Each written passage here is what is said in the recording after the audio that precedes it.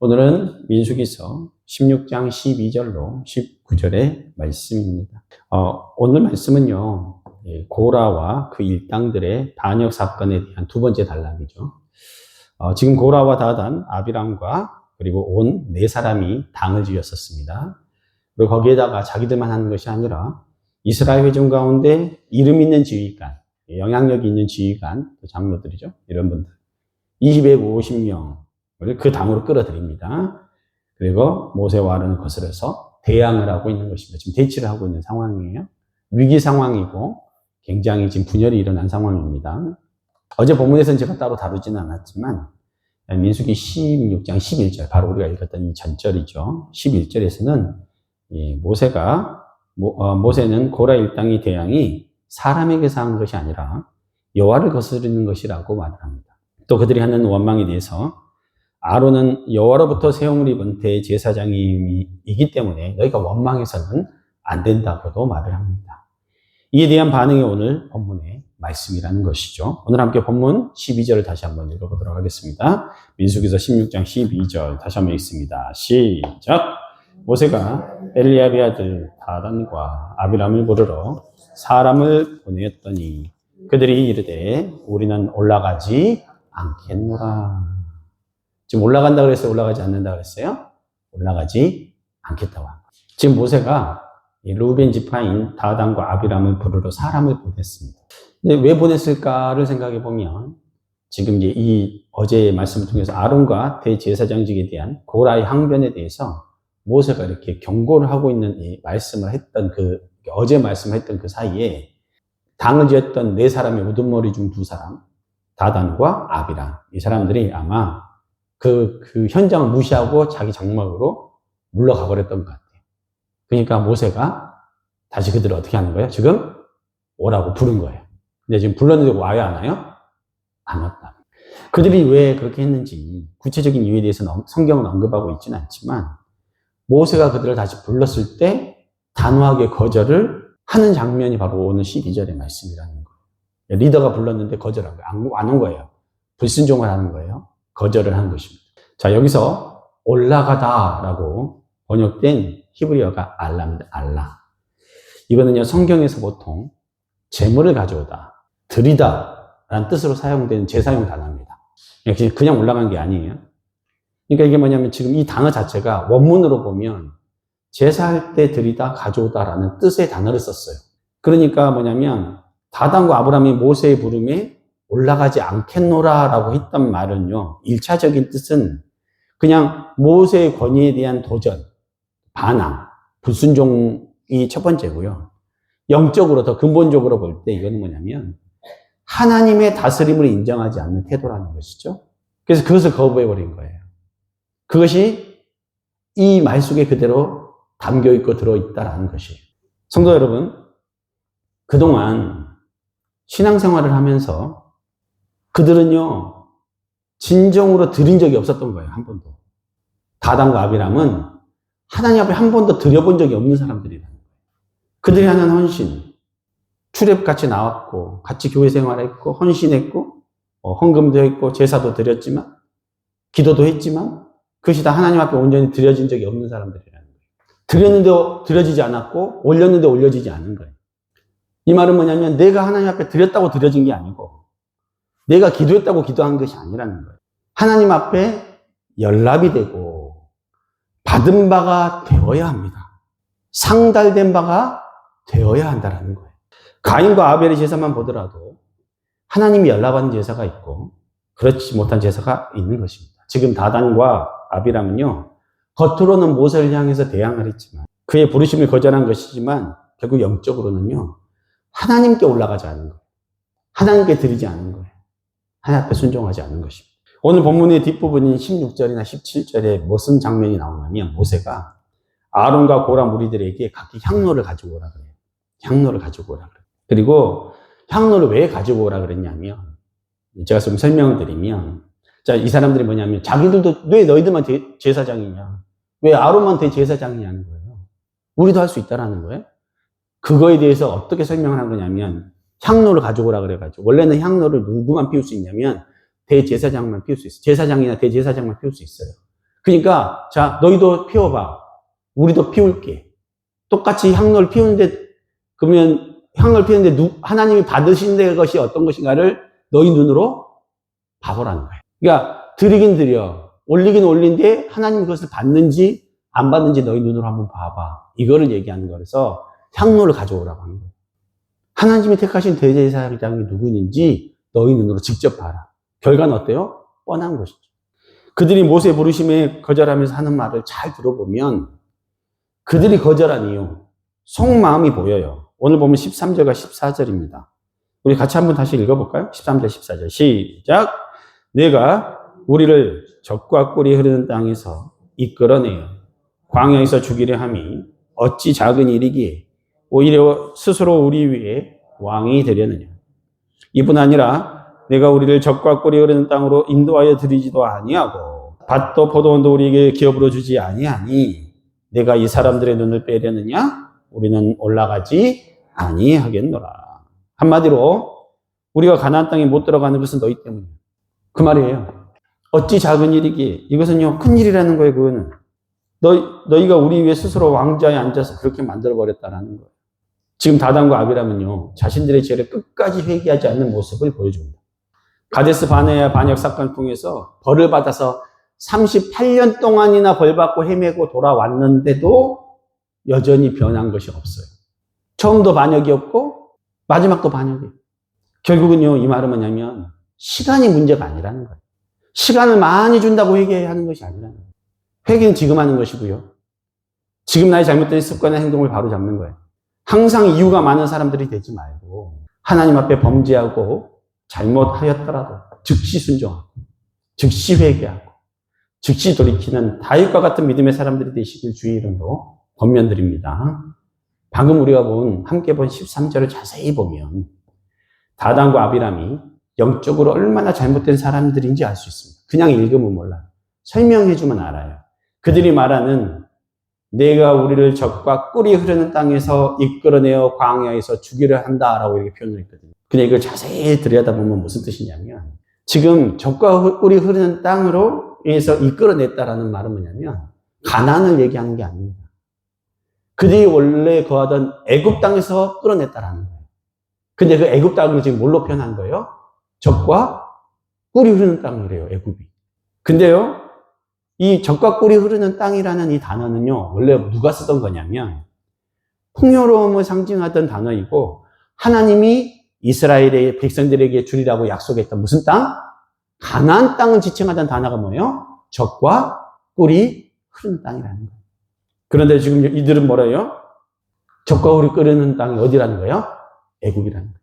하나님은요, 가나안으로 인도해 들이시는 것이 단순히 그냥 육적이고 그냥 외적인 적과 꿀이 흐르는 그런 풍요로움만 주시려고 약속하시는 것이 아니라 적과 꿀이 흐르는 가나안 땅으로 들어갔을 때 하나님의 통치가 이루어지고 하나님의 약속이 이루어졌을 때 주시는 영적인 부요함, 그 은혜까지도 같이 하나님이 다 주시려고 하는 거였어요. 그런데요, 그들은요, 그거 필요 없대요. 그냥 애굽이 좋대요.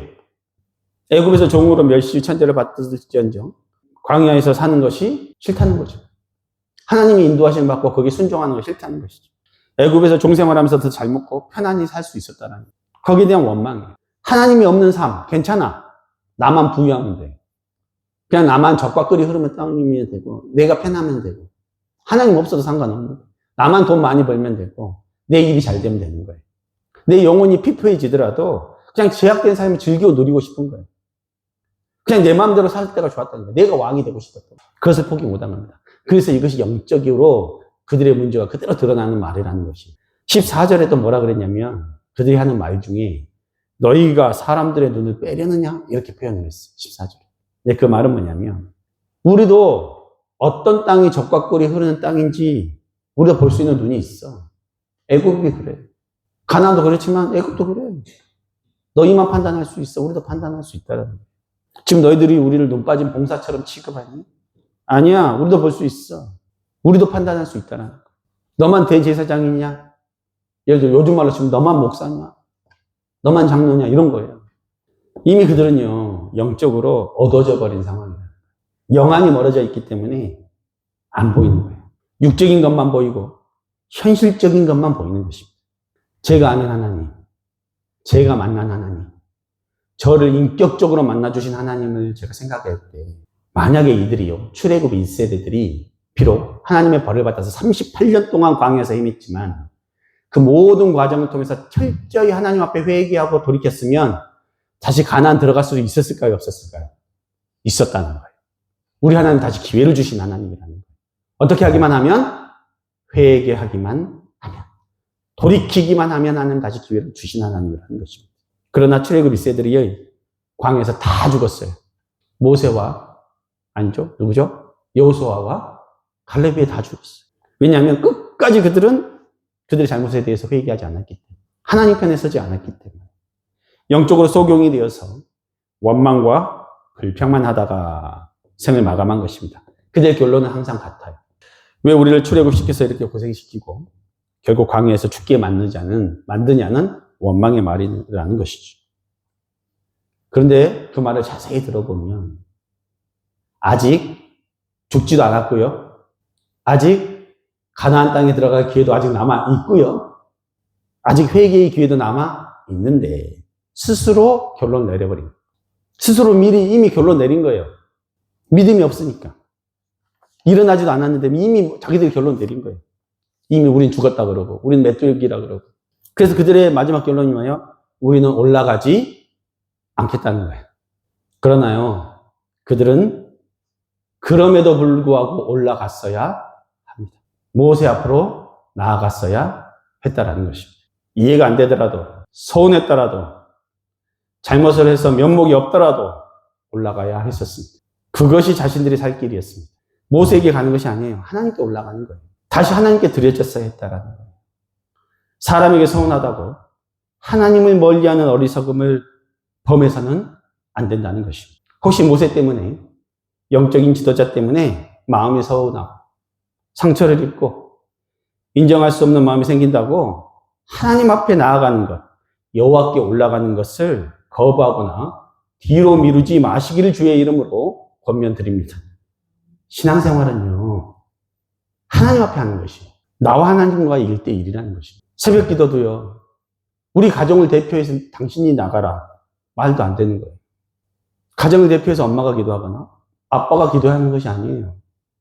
내가 하나님 앞에 나와 기도하는 거예요. 부모님, 장로님, 권사님이라고 자식이 구원 받습니까? 아니라는 거예요. 내가 개인적으로 하나님 앞에 올라가야 된다는 것입니다. 혹시 마음속에 나는 올라가지 않겠노라 하는 가족들이 있습니까? 내 남편, 내 자녀가, 내 아내가 혹시 그리하고 있지는 않습니까? 어떤 이유에서든지 교회에서 상처를 받았거나 무슨 문제가 있어서 그런 분들이 계시다면 그냥 내버려 두서는 안 됩니다.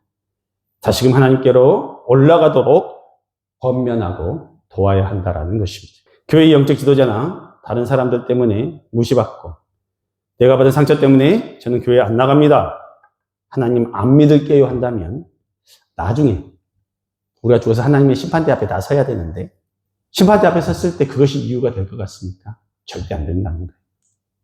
그때 그 목사님이 저 서운해했기 때문에 저 교회 안 나간 거예요. 이유 안 됩니다. 그때 그분 때문에 저가 힘들어서 교회 안 나간 거예요. 이유 안 됩니다. 이 땅에서 내가 아직 살아있을 때 그 선한 마음을 하나님을 떠났던 나를 먼저 회개하지 않으면 기회를 놓치게 된다는 거예요. 날 힘들게 했던 그 사람은요, 하나님이 심판하시거나 다루시도록 그냥 내비두는 거예요. 그리고 나는 오직 나의 신앙을 지키고 내가 다시 하나님께로 돌아가야 되고 올라가야 한다는 것을 꼭 기억하고 그렇게 나아가셔야 참 회복이 다시 시작될 수 있다는 것입니다. 하나님을 향해서 나의 방향을 돌이키시기 바랍니다. 영적으로 육적으로 침체되고 내려가 버렸던 길을 다시 이제는 하나님을 향해서 돌이켜서 올라가셔야 한다는 것입니다. 내가 하나님을 향해서 다시 올라갈 수 있는 첫 번째 길은요, 이거예요. 나의 영적 지도자로 세우신 리더십, 즉 담임 목사님의 말씀에 온전히 순종하는 거예요. 하나님은요, 눈에 보이는 영적인 리더에게 순종하는 것, 영적 질서에 순종하는 것을 원하세요. 왜냐하면 그것이 바로 눈에 보이지 않는 하나님을 인정하는 행위이기 때문에. 그러니까 다단과 아비람도 눈에 보이는 모세에게 순종했었어야 돼요. 모세의 리더십을 인정하지 못했던 고라와 다단과 아비람과 같은 사람들이 되어서는 안 된다는 것이고, 그들도 나름대로 이유가 있었던 거예요. 그러니까 반역을 한 거예요. 그러니까 이름 있는 지휘관 250명이나 되는 사람들이 그들을 따랐던 거예요. 그들 나름대로는 서운한 것이 있고 문제가 있었다라고 생각을 했던 거예요. 상처도 받았던 것이죠. 자기들이 무시받고 인정받지 못했던 것 같은 마음도 있었던 것이에요. 또 그들 내면서 그 자신들도 왕이 되고 자기들도 리더십을 갖고 싶고 자기들도 뭔가 결정권을 갖고 싶은 마음들이 있었다라는 거예요. 나를 알아주지 않는 것이 늘 마음에 걸리던 사람들이라는 것이죠. 그러나 그럼에도 불구하고 영적 리더십, 오늘날로 치면 나의 목자, 담임 목사님의 영적 권위, 또 그 지도에 잘 따르고 순종할 때 하나님이 해결해 주십니다. 하나님이 역사를 하세요. 그러니까 우리는 기도하면서 하나님 앞에 나아가는 거예요. 그것이 하나님의 의를 이루는 것이고 영적 질서를 세우는 일임을, 또 하나님이 기뻐하시는 일임을 꼭 기억하시기 바랍니다. 두 번째로는요, 우리가 다시 하나님께로 올라가는 것은 회개 기도로 하나님께 나아오는 것입니다. 이것이 영적인 회복이에요. 사람을 세우는 것, 누군가에게 권위를 주시는 그 하나님이 하시는 것입니다. 모든 은사를 부어주시고 나에게 주의 몸된 교회를 위해서 직분을 맡기시는 분도 하나님이시라는 거예요. 눈에 보이는 영적 리더가 그냥 임의로 세운 것 같지만 그렇지 않다는 거죠. 주님도 요한복음 15장 16절에서 이렇게 말씀하시죠. 제자들을 향해서 내가 너희를 택하여 세웠다라고 말씀하십니다. 제자들이 스스로 자원해서 나온 것이 아니라 하나님의 부르심을 받고 나온 것입니다. 성도가 하나님의 주권을 인정해드리지 못할 때, 하나님의 뜻에 무지할 때 결국은 하나님의 뜻을 거스르게 될 수 있습니다. 하나님을 오해하게 됩니다. 결국 다단과 아비람처럼 하나님을 거역하는 사람, 하나님을 떠나는 사람이 될 수 있습니다. 이처럼 누구든지 하나님의 뜻에 무지하면 하나님을 거스르는 사람이 될 수 있습니다. 하나님의 뜻을 아는 사람은요, 고난 가운데서도 불평하거나 원망하지 않고 오직 기도하는 사람이라는 것입니다. 혹시 나에게 문제가 없었는지, 혹시 나에게 부족한 점이 없었는지, 내 안에 어떤 욕심이 없었는지 돌아보게 되고 회개한 사람이라는 것입니다. 혹시 우리가 실수하고 때로는 원망하고 하나님을 떠났었더라도 다시 돌아오면 됩니다. 회개하면 기회가 주어지는 것입니다. 영적으로 회복이 됩니다. 그래서 다시 하나님께로 회개의 길로 올라가셔야 하는 것입니다. 결론을 맺겠습니다. 사랑하는 성도 여러분, 어떤 환경에 처하든지 내가 이해가 되지 않는 상황이 거하더라도 하나님을 원망하거나 불평하지 마시기 바랍니다. 오직 묵묵히 따르며 기도함으로 하나님의 뜻을 찾기에 힘쓰시기를 권면드립니다. 나의 영적 리더로 세우신 그 리더십에 온전히 순종하시기 바랍니다. 이 두 가지가 다시 하나님께로 올라가는 영적인 순종의 모습입니다. 저는 오늘 말씀의 결론으로 신명기 8장 2절을 봉독에 들음으로 인해서 마무리하려고 합니다. 잘 들어보십시오. 신명기 8장 2절의 말씀입니다.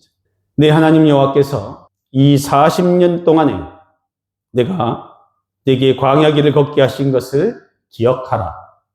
이는 너를 낮추시며 너를 시험하사 내 마음이 어떠한지 그 명령을 지키는지 지키지 않는지 알려 하려 하심이라. 아멘. 우리 함께 기도하시겠습니다.